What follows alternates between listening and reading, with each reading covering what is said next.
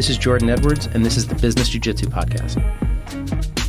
With Mike Conicelli. How are you, my friend? Doing well, thanks, Jordan. How are you? Very good. I'm thrilled to have you on this podcast. Let me set this up. Who you are? You are one of my teammates at Budokan Martial Arts Academy. You are one of New York's bravest, FDNY. You are a business owner at your bar. You are someone who embodies leadership and beginner's mind and truly what it means to be a martial artist, and honored to call you a friend. And I'm so excited to have you as a part of this project because I've witnessed you in the gym over many years, and in the most humble possible way, you exude what it takes to get better at things and be a beginner, but get better, and also be a leader. So before we jump into all that, just give the watchers, listeners, just a little background on who you are, when you got into the fire department, a little bit about your bar, and anything you think is relevant. Sure. I'm Mike Conicelli. Grew up in Rockaway Beach, Queens, New York. I got onto the fire department in 2004, May 2004. I'm part owner of Rathbones Pub on the Upper East Side of Manhattan on 88th and 2nd Avenue.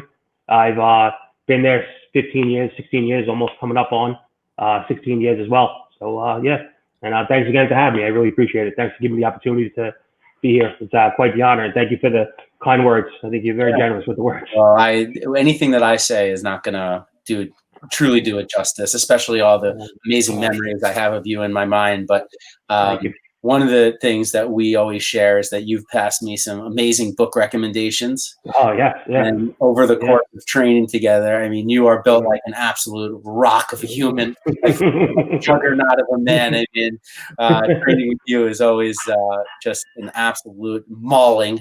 And that's pure strength and power. But also, you've really taken the time to learn jiu-jitsu techniques over these years. And but the real reason, and one of the things I wanted to talk to you today is about, you do a lot of training at FDNY. That's one of your roles now.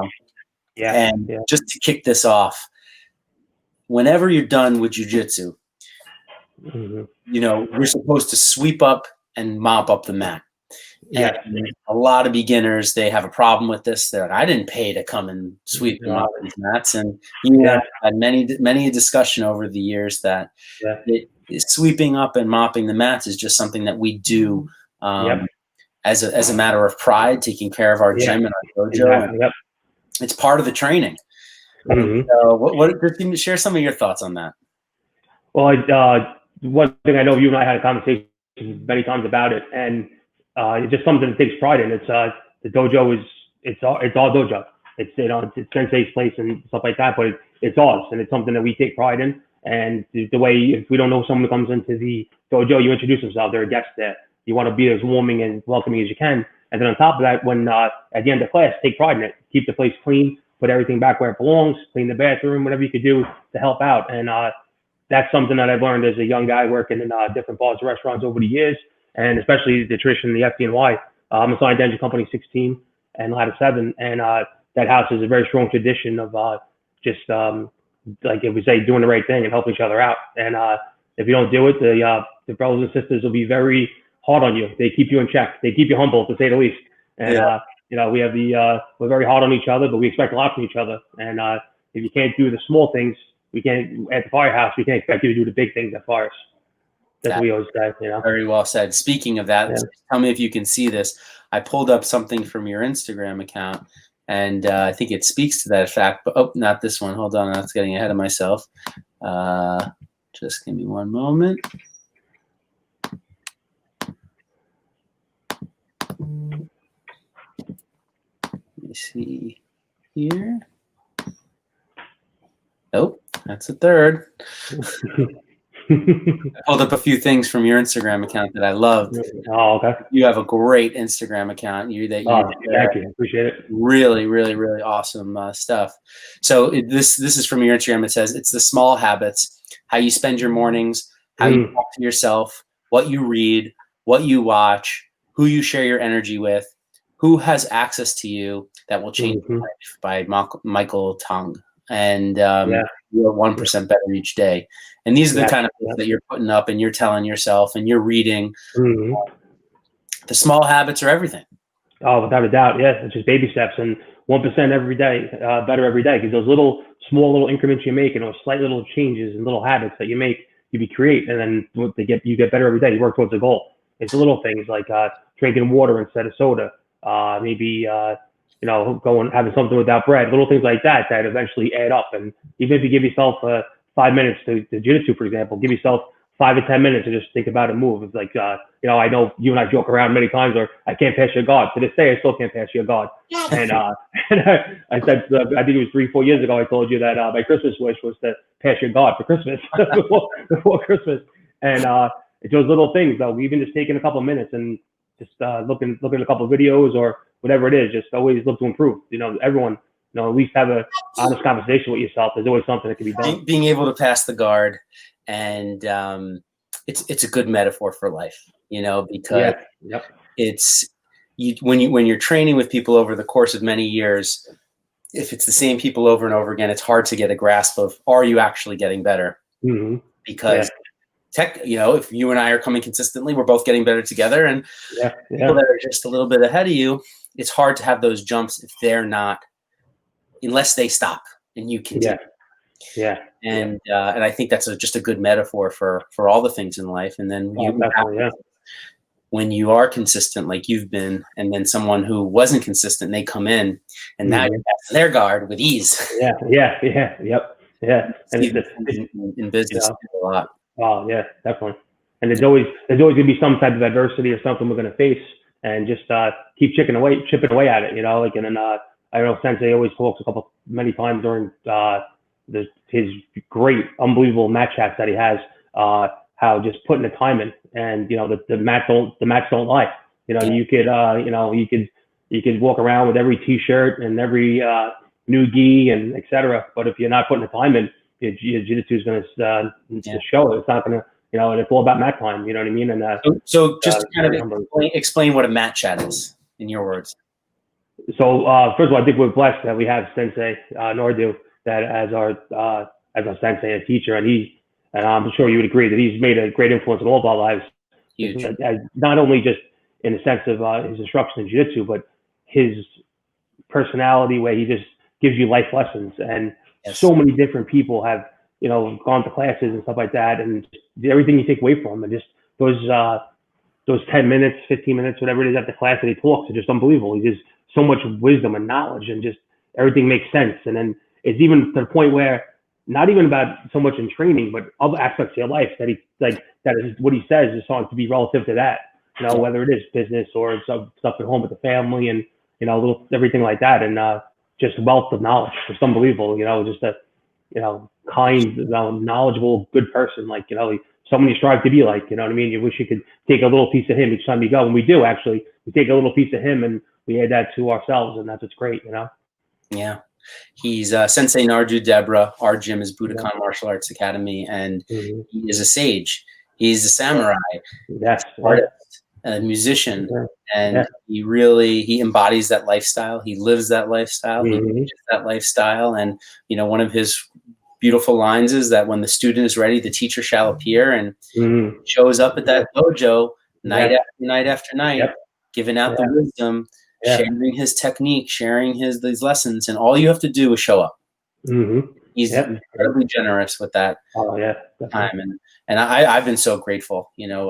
This past August was 11 years that I've been training under Sensei Nardu, and it's just every time, even though some of the stories I've heard over the years, they're still so fresh. Oh, definitely, And then I have a new experience in my life that I can filter that story through, and I get something new from it. So it's just amazing. And then, and speaking about that, you have developed or have always had a love of reading and great books. I mean, we share a lot of similar interest in books. Where did this love of reading and thirst for knowledge come from? Wow, I would definitely say from my mom. My mom's big into history also, and she was a huge fan of Benjamin Franklin. And growing up, if you think about Benjamin Franklin, I would put him in the same category as Leonardo da Vinci, which is literally a Renaissance man that, He did everything. What didn't, especially Benjamin Franklin, an American who came up with the post office. He came up with one of the modern designs for I think for the fire department, for the fire service. He, a scientist, politician, statesman, everything that he did, he's one of the guys. And that just developed my interest in American history. And then that peaked into always trying to have the philosophy of being a student for life, always, willing to learn. And, my senior guy in the firehouse who retired a couple of years ago, Tom Gurn, would always say to us, you're a student for life. The minute you think you know everything on this job, you have to retire because you don't know everything. And this is a guy who had 33 years in the fire service when he got out. And, he's a guy who took us under our wing. He was like a father figure to us. And he always, he was an RN also. So he was reading his nursing journals and stuff. And he would constantly show us that wealth of knowledge is always there. And there's always something to think about. And there's always new technology coming and new techniques, and he was definitely have that, Well, speaking of that, I had another quote. I accidentally pulled it up a few minutes ago, but let's share that now. And, and it disappeared. Well, it was Jim Mattis's quote. So let's see if I can pull this thing. Oh yeah, a great book. Call Sign Chaos. Excellent book. Yeah. If you haven't read hundreds of books, you are functionally illiterate, and you'll become incompetent because your personal experiences alone aren't broad enough to sustain you. Jim Mattis, Call Sign Chaos, Learning to Lead. Mm-hmm. You gave me this book. This was your recommendation, and it was life-changing good. Oh, yeah, excellent, right? He was what a warrior, what an absolute warrior. And one of the things that I took out of that was not only the book was excellent, but his favorite book is Meditations by Marcus Aurelius. Yep. And that led me into the path that opened up the door to the Stoics to me. And I started reading more about the Stoics and Stoic philosophy. And then Ryan Holiday, who's a modern Stoic, and he has a great podcast himself and other books, and it's definitely excellent, Yeah, Ryan Holiday is one of the biggest influences on my adult life. Yeah. From the first book I read of his, Obstacle is the Way and Ego is the Enemy and Stillness is the Key. And these books are books that I have read over and over and over again. I mean, I can't, every time I get a lull in another book, I pick that book up and I read a chapter. And then I also read his book, Daily Stoic, which is like a daily passage of wisdom. And so Ryan Holiday has become an incredibly important part of my daily life and my daily routine. And he's, opened my eyes and ears to this way of thinking, the Stoic way of thinking, which I think the more that I learn about it, you see all of these other successful people have incorporated this way of living their life. And I would say it's just a high level of emotional intelligence, a high level of personal accountability.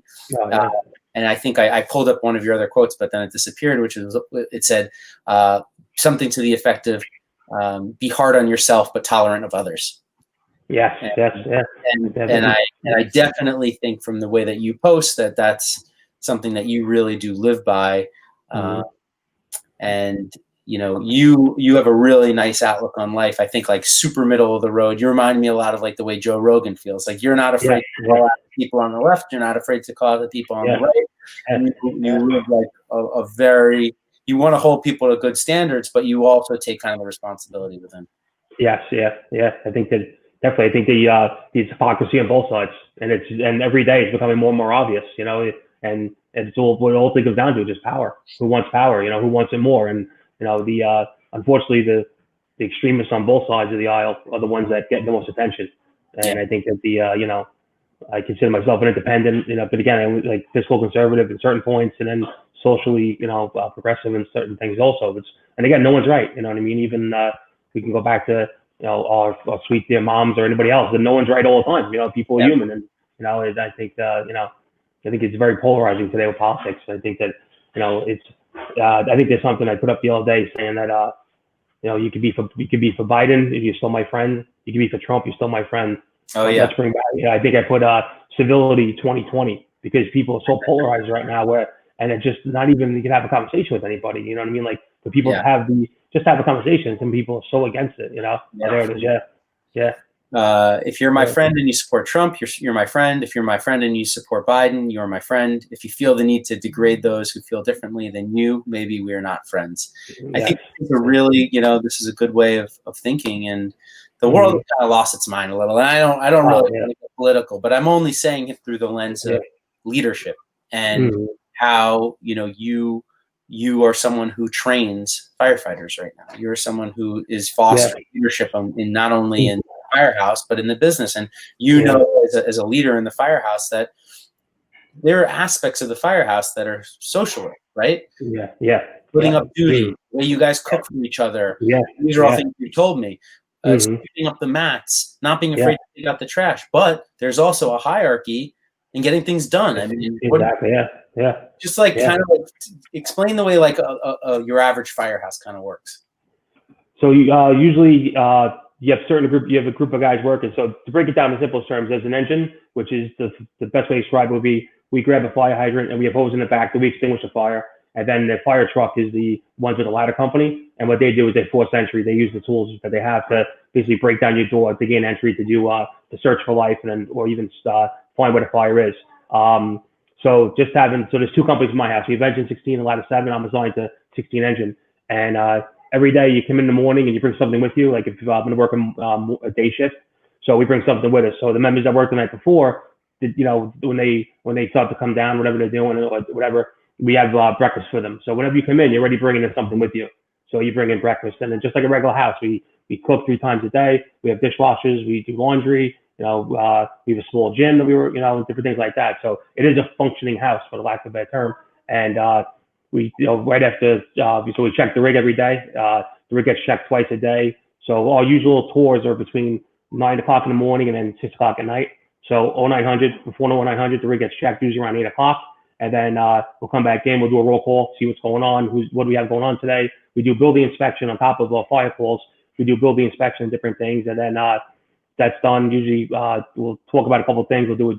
And then we'll do committee work. And committee work is something where everyone working in the firehouse, except for the officers, clean. So we break it up with our house where second floor and first floor. So the first floor has the kitchen and no officers, and the house watch. The house watch is where we have a computer, which we answer the tones. So we have that, and so we take turns doing that. And upstairs is the locker room, the bathrooms, the showers, and then the TV rooms and stuff like that. So everybody takes turns. We'll strip everything, clean everything, especially with COVID. We were very lucky in our house that nobody actually working in the house had COVID. We were very diligent in cleaning and stuff like that. But that's it. All group's decision. Then it's on top of the runs, then you got to decide what's for lunch. What are we gonna do for lunch? And then if someone's working the night tour, one guy will take charge of lunch, and the next guy will take charge of dinner. So then we have the meals in already because we never know what you're gonna do. We do about in the engine, we do about 5,000 runs a year, and in ladder 7, I believe they do around 4,200 runs a year. So we stay pretty busy. Yeah. Unbelievable. Yeah. Well, just a quick interlude on that and story. I lived for 12 years in your zone. Yeah. One night, I'm living on 44th and 2nd Avenue in Manhattan. I live in a concrete building, brick veneer, and it's the middle of the night, and all of a sudden I hear, FDNY, open up. And I'm like, oh, burning down. Your guys are in, I don't know how many pounds of gear. You've got to walk up 20 flights of stairs. And in that case, what had happened was there was a fire a floor below me. Yeah, directly below you. Yeah. So that firefighter was a roof man that came to your, he goes, it depends on what type of building it is. Like you're a fireproof building, a high-rise building. So the roof man goes to the apartment above you, above the fire, which happened to be your apartment that night. Yeah. And, it's a rude awakening. And then I'm texting you on Facebook in the middle of the night. Yeah. And I told the guy, I was the fireman, I was like, you know Mike Conicelli? He's like, Connie, of course. He's I was downstairs. I was downstairs, and that's funny. I remember when I got back to the house, I looked at my phone. I was like, that was George's building. I started laughing, and like, is everything good? I go, yeah, it's fine now. It's out. We're good. And I was actually driving 16 engine at night, so I was downstairs hooking up to the hydrant and helping out and doing different things. And it's a funny story. I remember that. My buddy Jim Slevin, who used to be the vice president and the president of the union, is back in ladder 7, and he goes, you have a friend named Jordan? I go, yeah, why? He goes, he was in that building now to the apartment. I was like, what? And then I started laughing, and then when I got back to the house, I saw my cell phone that he had texted me, and I was a small world, right? Coincidence, Small world. And, I always think this, but especially for you guys in the FDNY, chugging up these stairs and these floors in the full kit. Yeah. No joke. No joke. Oh, yeah. Yeah. It's humbling, and our rule with the fire department is that if it's 7 floors or below, we walk up. If it's 8 or above, we go into the elevators. Yeah. And for safety reasons, we get off 2 floors below on the elevators. So it's actually pretty it's humbling. And every once in a while, when you don't feel like working out and stuff like that, and I'm on by any means in the best shape at all, but you find out you have to walk up 15, 16 flights or something, like and it's your shape is unbelievably deceiving. No one watching you have this like 5th, 6th, 7th, and 8th gear of like that cardio just from being able to be a firefighter. Like you had just go. It's crazy. Yeah. It's humbling. And then it's fun. I'm actually blessed. It's something I wanted to do since I was a kid, and I was very fortunate to get onto the department. And a lot of guys, look for a career. A lot of people look for careers, and they kind of not sure what they want to do, but it's something I always wanted to do, and I'm truly blessed to have the opportunity. I remember as a kid, my mom would say, if you find something you love, you never work a day in your life. And I'd say the hardest part about being a fireman is just leaving your family to go to work. Yeah. But the minute you park your car and you walk in and you see the first guy and he says something, usually we keep each other on our toes, and we like to break chops and stuff like that. And the house has a lot of camaraderie, so it's good. And then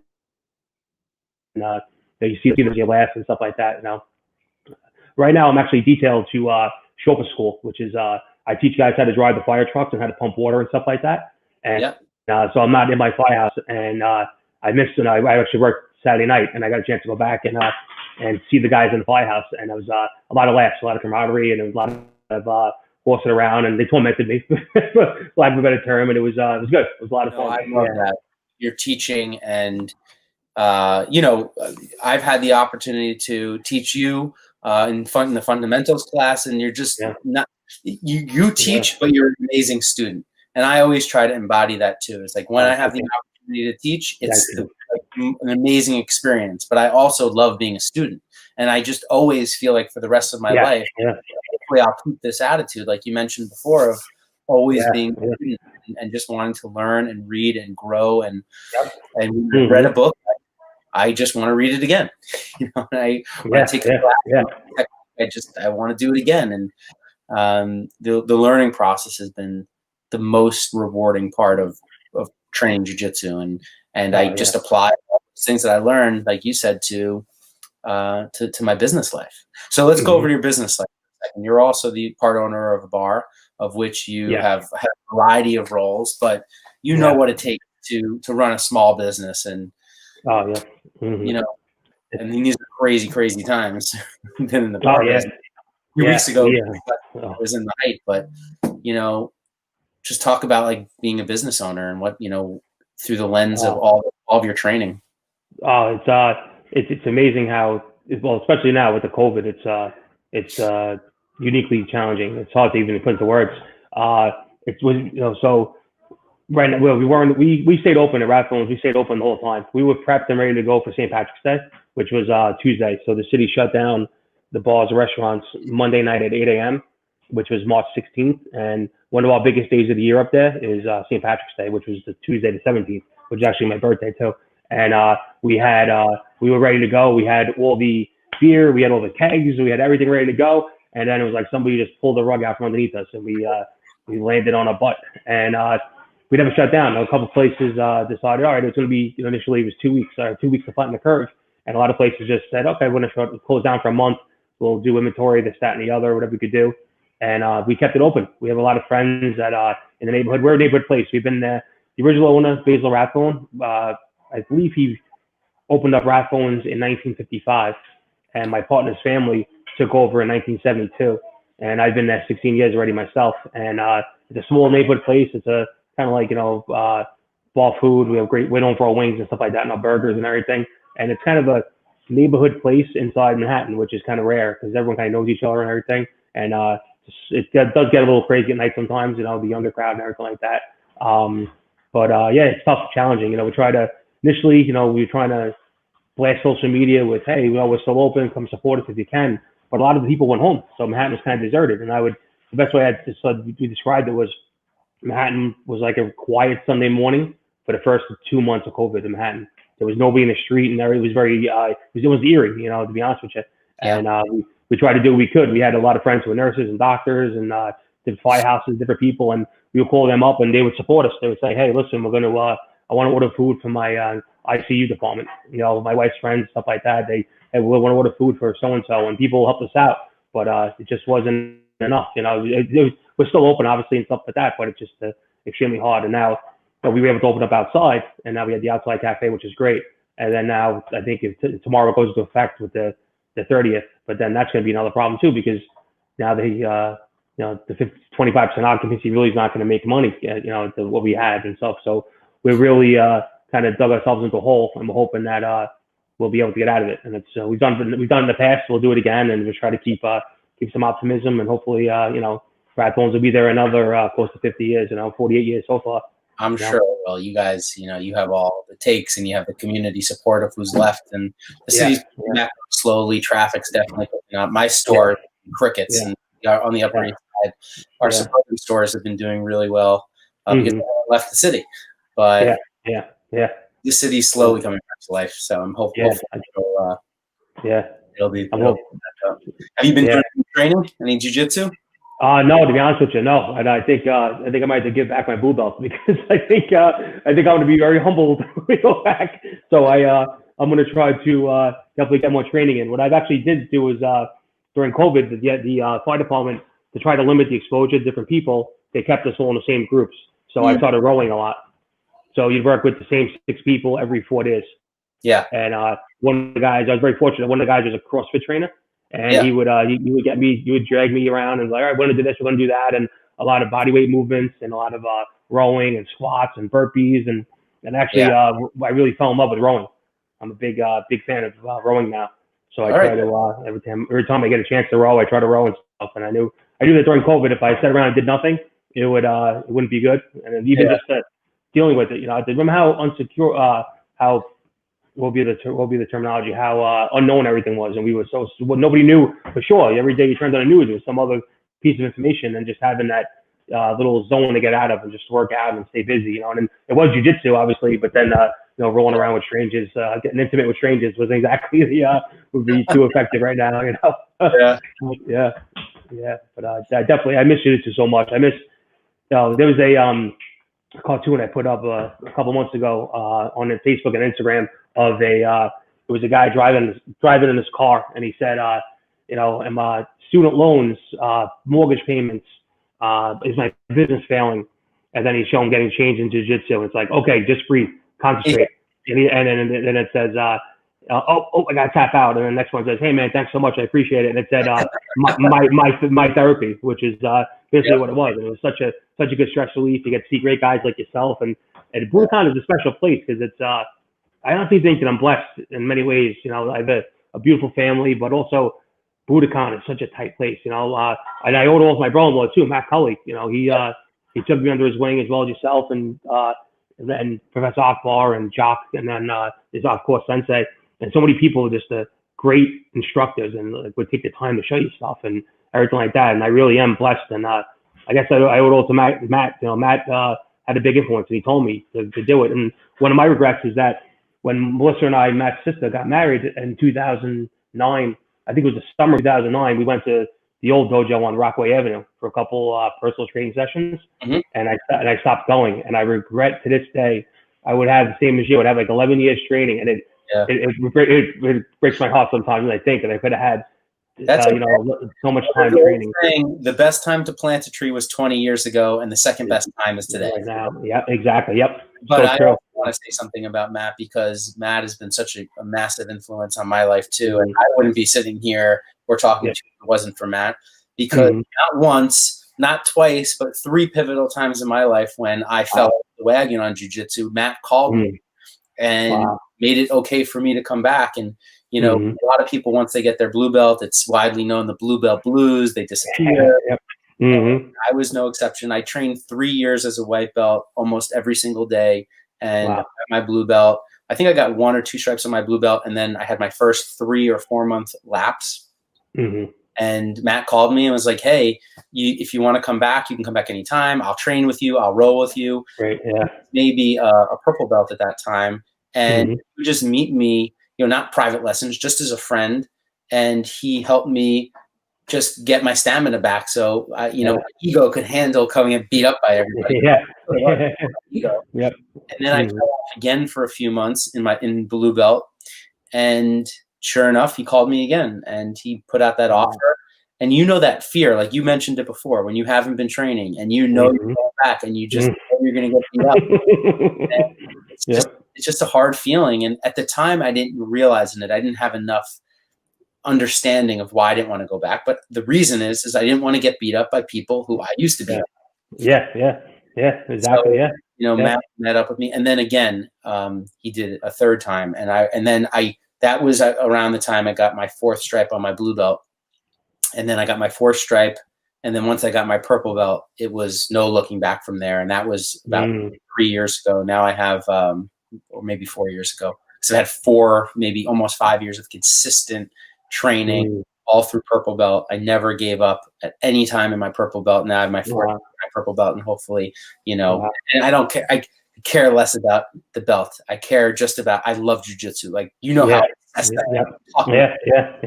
principle, the philosophy. It's an honor to be able to do it. And I know there would be nothing without Matt.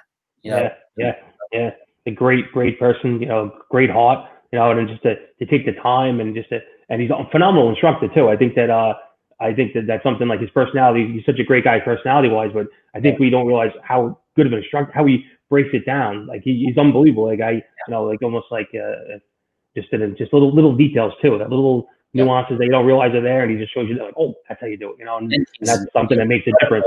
He's incredible at jiu-jitsu. I mean, he's the combination. First of all, he's like 6'4". He's unbelievably strong. Insanely strong.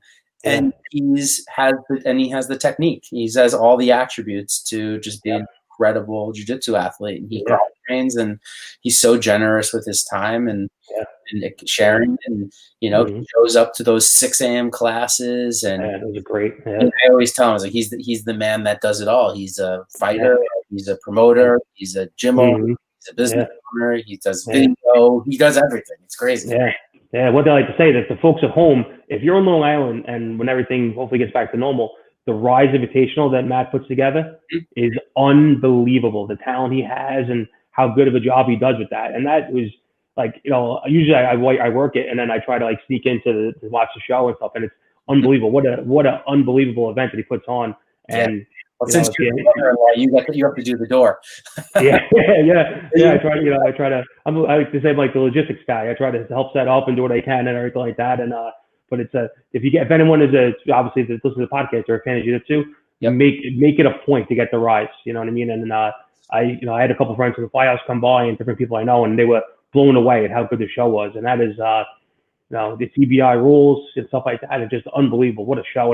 And definitely kudos to Matt and Blue Neglia for putting that together, because it's unbelievable. And you have the think about the talent that there. You have all the top talent from Henzo's in the city to Marcelo Garcia to 10th Planet, and then Sarah BJJ and Law MMA and all different people, and it's just unbelievable. And everyone just gets along, and it's a great night. And I can't say enough good things about Rise and how good of a job they do running that. Puts on a great show, brings in, and we also should give a shout out to Kyle Antonelli, our teammate, who is a lawyer, but carving out a little career for himself as a commentator, and I think as good as anybody else out there at doing it. Oh, definitely, Quick with the words and his ability. Commentate on the techniques, on the action. Like he's like a color commentator and a call play-by-play guy. Really, very articulate, very well done.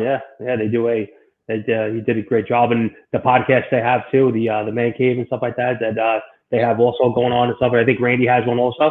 The Fight Cave is Kyle is Matt's podcast.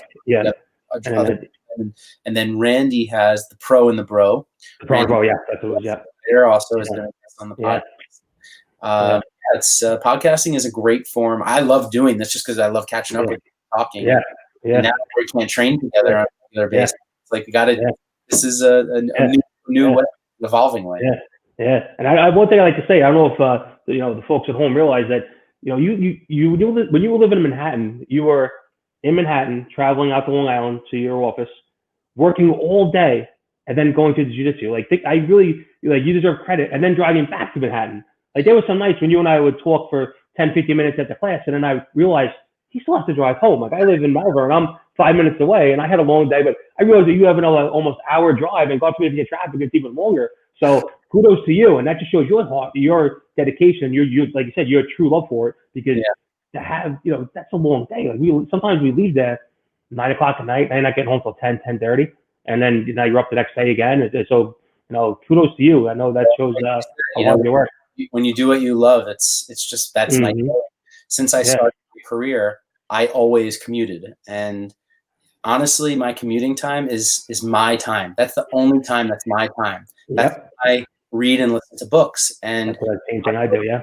In my first book that I wrote with my dad, This Is It, I wrote about this, and I said that when I was in my early to mid 20s, before I started reading and listening to books, I had gotten out of a relationship. I thought I was going to marry this girl. I was absolutely miserable and devastated when it broke up. And I would drive to work every day, and all I would do is think and play stories in my head. All the things she must be doing, and how much fun she must be having, and how her life is, and that wasn't even happening. I was this thing to myself. I used to go, everything will be okay by lunch, and I made it my crutch. And then I would drive home at night, and I would say the reverse. I'd say everything will be okay by dinner. And I put on like 35, 40 pounds that time. And my dad just recommended the book Money by Tony Robbins to me. And that was in November of 2014. And that book changed my whole entire. I was doing jiu-jitsu at that time, but I didn't have an evolved way of thinking like all these books that you and I both love to share and talk about. And I read that book, and it just changed everything for me. And then instead of, he has a line. He says, where focus goes, energy flows. And I said, instead of thinking the whole car ride, I just started listening to books. And I was reading 2 books a week on Audible. And then I'd come to my office, I'd pick up the book, I'd highlight and underline all the pages, I'd earmark. And that really changed my life. And that one little tip. So the commute is my time. When I'm home, family time. When I was single, I would go on dates, and I would be out. I mean, but it does take a lot. I mean, because you're going into the city too, to the firehouse. I started. I downloaded Audible. I believe it was around this time last year, so it's almost a year. And I believe I'm up to. I just finished 2 more last week, so I'm up to about 20 or 21 books I've listened to. And some of the ones I listen to, like Washington of Life, which is 48 hours long, Musashi. Some of these books are longer books and stuff like that. And I fell in love with it. When I row, I try to listen to podcasts, and then when I'm driving, I put Audible on, and I love it. It's just great. And Audible just expanded also, so they have a bigger library now. So it used to be 1 book per credit per month, and then a couple of Audible Amazon selected books.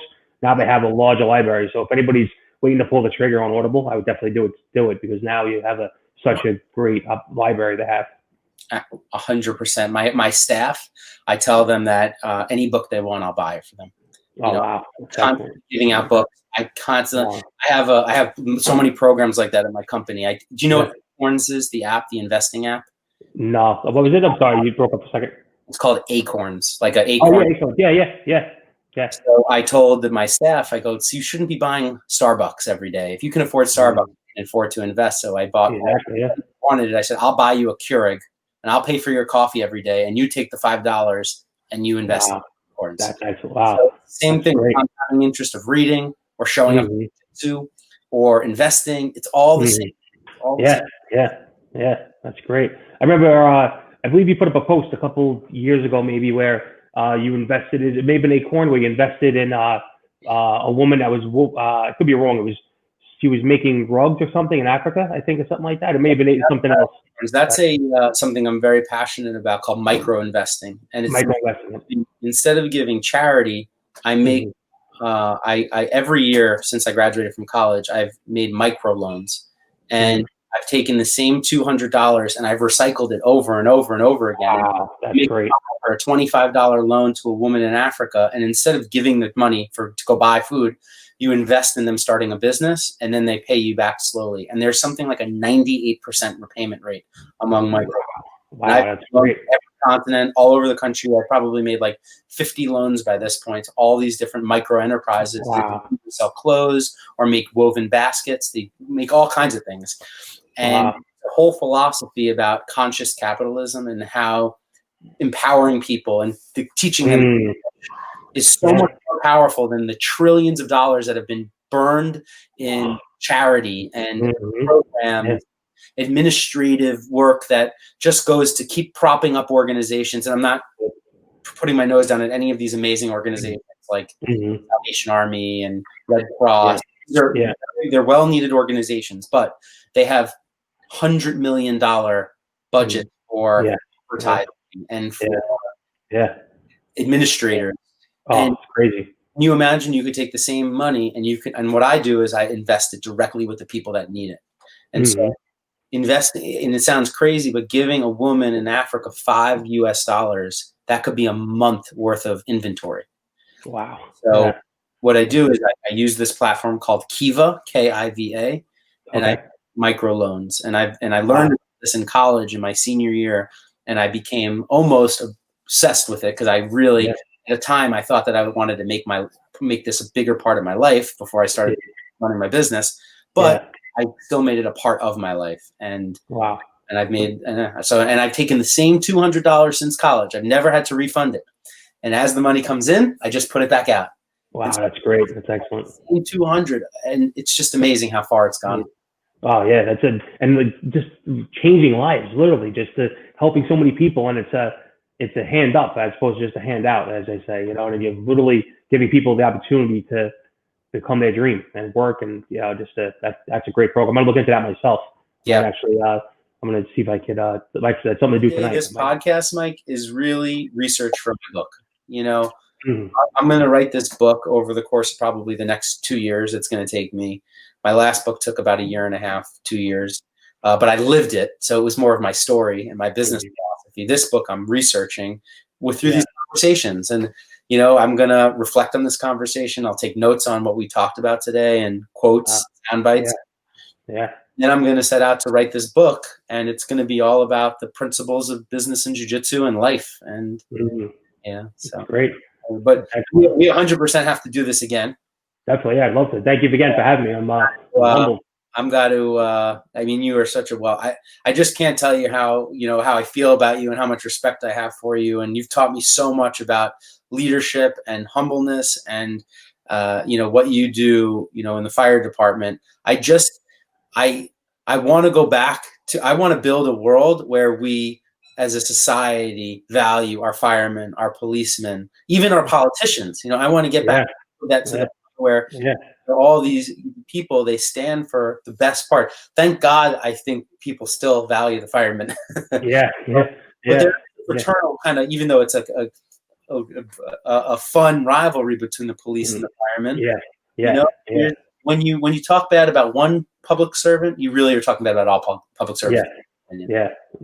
Because it's a lot of times, like right now, unfortunately, some horrific decisions by certain police officers that unfortunately is speaking for the group, and it's not really the case. You know what I mean? Like I try to tell people, everything that happened to certain instances were horrific. But there's horrible accountants, there's horrible firemen, there's horrible business owners, there's horrible priests, and the list goes on. And I just hope that hopefully everyone just kind of takes a deep breath and relax and realizes that there's still a lot of people. Anybody who gets into that, the first responder field or military, they have a good intentions, and hopefully that we can weed out the bad ones. And that's something that we definitely need to do a better job on. And then because it's what it does, it ruins it for the rest of us. And people that have really good intentions and they try to make a difference in people's lives every day. And unfortunately, with the press and the mainstream media and the press in general, aren't anybody's friends. They're just looking to make money. And then, like anything else, it comes down to the dollar and money. And a story about a police officer pulling someone out of a burning car isn't going to make headlines. You know what I mean? But unfortunately, it's a very polarized society right now. Everyone kind of is at ends, and I think there's part of it too is people want to be outraged and people want to be upset. And then with everything with COVID, also, I think with everything going on with COVID, people just have a lot of built up anger and rage. And I think that next time we can talk about another book that you gave me, which was Dan Crenshaw's book, which was a great book. Yeah. Thank you for recommending that one to me. That was during COVID, the beginning of quarantine. I read it, and next time we'll get into definitely. Yeah. But now it's dinner time. I'm sure you're going with the family too. But I really want to thank you for being a part of this project and being such a thank you and teammate. And I can't wait to have you back on this podcast. We got to do it again very, very soon. Thank you very much. It was very humble. Thank you.